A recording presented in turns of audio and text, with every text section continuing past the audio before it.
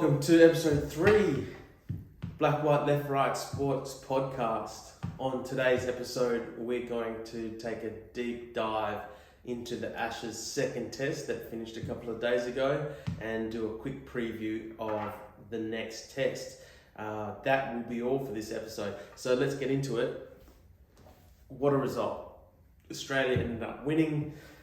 There was some controversial times throughout the test match, but nothing that was below the belt. We'll get into that, and obviously some of you know what we're talking about, others don't, but we'll dive into that a bit later on. Just to take you through the test match, it started on day one. Australia lost the toss and were put in on a green top, what looked like. At the end of the day, Australia was 5 for 339, so probably not a good decision by England to put Australia in. Warner, a little bit of form from him, back to being positive and running hard between the wickets, 66 in his first innings, bowled by an absolute ripper from around the wicket. Labuschagne, 47, got a start. Really good to see him getting some runs. Steve Smith, obviously the ton in the first dig, 110, batted really well. Travis Head came out and did his thing, which we know he can do, 77, and then there were some cameos, Alex Carey and Paddy Cummins down the end. Australia ended up 416. So from being 2 for 190 at T with Head on 50, I would say that to end up on 416 was a bit of a disappointment. 450 was probably a better total for Australia. Probably even 500 was on the board at the end of the day's play. You know, they were 5 for 339. That's only another 160 runs to get to 500. I think with Smith being 85 not out after at the end of day's play, they would have thought 500 was definitely on the cards. But it wasn't to be. Day 2, England came back, ended up getting Australia ended up losing 5 for 80 in that first session. At the end of the day, England were 4 for 278. Now, Zach Crawley and Ben Duckett got them off to a great start. It was a fantastic start, to be honest. Crawley getting out 48 of 48 deliveries. Ben Duckett 98 of 134. Ollie Pope 42 of 63. So the scoring from England obviously is quite fast-paced. But at the end of the day, they all got out 40s. Obviously Duckett with his 98, which is went on. Day 3, we saw England, Lyon go down, but even then, Harry Brook still only 50, Ben Stokes 17, Johnny Bairstow 16, Stuart Broad 12. For all the the talk about the positive nature of the cricket, it's great to see that they're positive, but you've got to go on and make hundreds. You've got to go on and make big hundreds at that. So England all out for 325 on day 3 after being 4 for 278. Pretty disappointing, I think, for them to be all out at lunchtime or by lunch with Australia batting a couple of overs. Australia then obviously batted at the end at T. They were 1 for 81. A really good start again. Warner 25 off 76, a little bit slower this time. Khawaja 77, but going into the end of the day's play at stumps, they were 2 for 130 with Khawaja still there. Marnus made a start, another 30. Would love to see him go on in the next test with a big one. He's due. Then after that, 50 runs in the first hour, then 3 quick wickets on day 4. Australia all out for 279. Now, they would have been disappointed with this because Travis Head came in at 3 for 187. Okay, then Steve Smith got out for 34. Another dismissal that they probably disappointed in, and then Travis Head straight out again. So they lost 3 very quick wickets, and then Cameron Green came in, formed a little bit of a partnership. Carey 20, Stark 15. So they're small partnerships, but nothing substantial. And they would have been disappointed, I think, with 279. But the tactics from England were good. It yielded results. So what can you say about that? At the end of the day, so England then batted. All right, England batted the way they have been. Crawley out early. Ben Duckett again batted really well, 80 odd, but we'll get to that. Ollie Pope, a quick 3, bowled by Stark. Root out, caught trying to hook. No, that was the first innings. So yeah, caught by Warner this time, and then Harry Brook bowled by Paddy Cummins. So by the end of the day, they were 4 for 114. Stokes and Duckett were in, and then the next day, Stoke went on to make 150. Duckett out for 83, as I said, and I mentioned before. Stokes just took the game on and was absolutely sensational. I don't know how he didn't get man of the match. Obviously, they lost, but in the context of the match, I think he should have been man of the match for that 155. So then after Stokes got out, it was fairly done and dusted. They couldn't really put anything together after that. So it was a great effort by England, 327 in the last dig, which is quite a high total. Obviously no Nathan Lyon there, so that played a part in it as well. I think the big talking points for the game were obviously the Bairstow run out. Now, to me, it's not that difficult to say that it was fair. And there's 2 reasons why I think they were fair.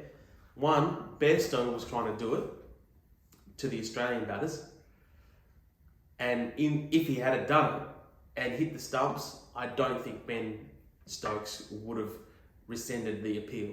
That is utter bullshit, right? So Bairstow having done it, and there's a really good video on YouTube about when Bairstow was standing up to the stumps in a county game, and he has taken the ball, and he's kicking up to the stumps to a spinner. He's taken the ball, he's waited for the batsman to walk forward, lift his foot. So he sat there waiting for a couple of seconds, waiting for it. As soon as the batsman lifts his foot, he takes the bails off. And no appeal was rescinded. He didn't say, sorry mate, just a bit of a joke. No, the guy was out. So it's pure hypocrisy to say that was unfair, especially because Johnny Bairstow was the batter at the time, and he's done it. The second reason why I think it's fair is that every batter that I've seen that switched on will turn around to the keeper and make sure that the ball's either gone to first slip, or that it's okay for them to leave their crease, or the ball's gone from one place to another. If Bairstow had turned around, he would have seen that Alex Carey had thrown the ball straight away. So it wasn't something where Carey was waiting for Bairstow to leave the crease, as some pundits would have you believe. Carey took the ball, threw the ball straight away, even with Bairstow in his crease, knowing that Bairstow was going to leave his crease. Okay, he wasn't checking with Carey whether he could leave his crease or not. That's ridiculous, Johnny. Look back, make sure the ball's gone to first slip, make sure the ball is officially dead before you start walking up and down the crease, mate. That's ridiculous. Absolutely ridiculous. So the Bairstow run out, I don't know why the English people are so up in arms about it. Bairstow's done it in the past. Bairstow's done it in that test match, trying to get someone out. And I can bet you can bet your bottom dollar, if it had been an Australian batter when Bairstow had done it, that Stokes would have upheld the appeal. All right, so don't give me this bullshit, Stokes and McCullum, about it being unfair, unsportsmanlike, blah blah blah. That is utter bullshit. And McCullum has done it as well. So this is ridiculous coming from them. It's absolutely ridiculous. So Bairstow, check before you leave the crease. And Stuart Broad, don't be a dick, mate. Seriously, Stuart Broad. Seriously.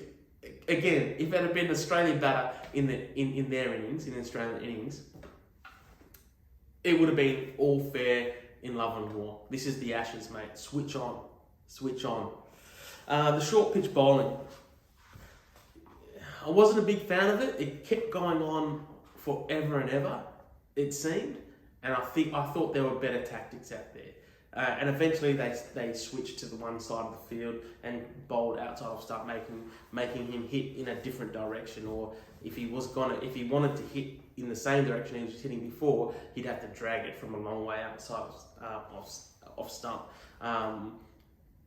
Stark at the end when he got Josh Tong, I think that was the key, like bowling at the stumps. Right, you can bowl all the short balls you want. If these guys are moving around the crease, attack the stumps.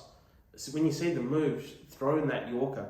I don't like the persistent short pitch bowling. There was just too much of it, I thought. When every ball is short, yeah, there's batsmen that struggle against the short pitch bowling, but when every single ball of the over is short, doesn't look good. I don't think it looks good. I thought one thing that was really interesting was Travis Head not being used in the second dig. I thought that taking the pace off day 5, even if he's sliding the ball on, I think that's what could have led to a few quick wickets there and possibly getting Stokes out before he reached 155. I thought at some stage Travis Head would be used, but he wasn't. I thought they missed a trick there. He's a good bowler, Travis Head. In first class cricket, he takes wickets. In one day cricket, he can be useful. In T20s, in the Big Bash, he's good. So I think they missed a trick there with not using Travis Head. He would have been, I think, the catalyst for a bit of a collapse in the lower middle order. I thought he would have got Stokes out, possibly even Broad there when they had that big partnership. So Australia, or Paddy Cummins, I should say, you should be looking at that as well, looking to use Head in the future, especially in the next test match. I think who comes in, Murphy comes in, and he might need a bit of assistance from the other end, so or a bit of a break. So Travis Head is the go-to there. The line injury looks quite serious. Obviously, he's out for the rest of the series by the look of things. I hope he gets to stay around the team. I think he's one of those influential characters in the dressing room that is worth keeping on tour.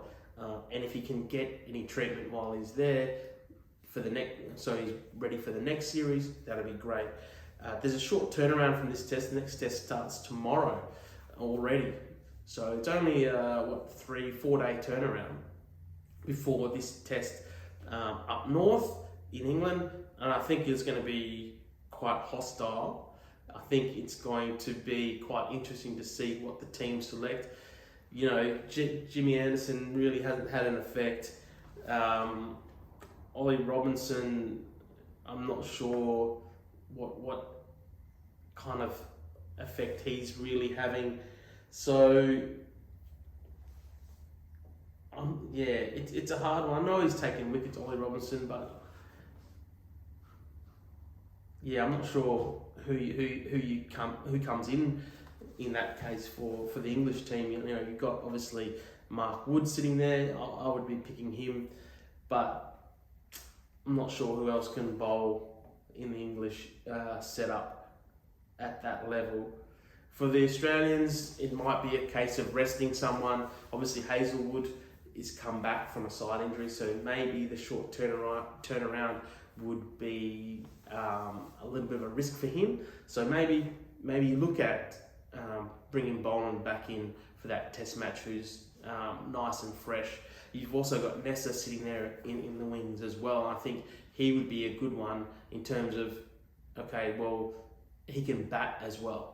So he probably is not as quick as the other boys, but he can bat pretty well, and he can take a little bit of that lower order pressure off Paddy Cummins.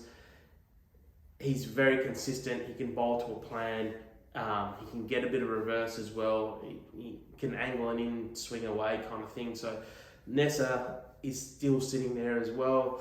And if you wanted to rest some people, maybe he's one to look at as well. But I think they'll go with largely the same setup. Obviously, line out, so it'll be Khawaja, Warner, Labuschagne, Smith, Head, Green, Carey, Cummins, probably Stark, Murphy, and maybe Scotty Boland. If not Hazelwood, if Hazelwood stays in. But I think the Australian bowlers, having bowled on the last day of the Test as well, you know, Mitchell Stark bowled 21 overs in that innings, Cummins 25, Hazelwood 18. You might want to rest Stark or Hazelwood, but I would be probably wanting to rest Hazelwood out of those two. Man of the match, yeah, as I said before, you know, Steve Smith got man of the match. Obviously, he got 100 in the first innings, which was vital for Australia. But I you know, this thing about giving the man of the match or MVPs and things like that only to the winning side, I think is not entirely just. The most influential player of that game was Ben Stokes. Right? If you look at it, 150 in the second innings, yes. You got how many wickets in the first inning? No wickets in the first. He bowled a 12-over spell in the second innings. That was vital. He only got the one wicket, 12 overs for 26 runs. He got that one wicket of Hazelwood, you know, which is, you know, not really a huge wicket in the context of things, but just holding up that one end from that 12 overs, that 24 overs he bowled. There were quite a few wickets from the other end. So, in my opinion, you know, player of the match should have been Ben Stokes. Taking nothing away from Smith, but it should have been Ben Stokes. The other thing, looking forward to the next Test match, is Ollie Pope. Ollie Pope's out. Not sure how long he's out for now, probably for the series at least, with shoulder dislocation. So that's no good for him. He's going to have surgery. It's quite a long road back for him, unfortunately. But, you know, who takes his place now? He's been quite an influential player in their side, obviously vice captain now. Who do the English bring in? It's going to be interesting. They also need to bring in a spinner for the next Test. Is that going to be Ahmed, or is that going to be someone else? So it's really interesting to see it's going to be interesting to see what the selection is, and that could determine the game in my mind, depending on who's in and who's out. So look forward to reporting back on Sunday night to see what's been happening in that game. Hooroo. Donkey roll. Donkey roll. Let me see that donkey roll. Clap your arms like a bird flying around. Then point your fingers at the cold dead ground. Make like a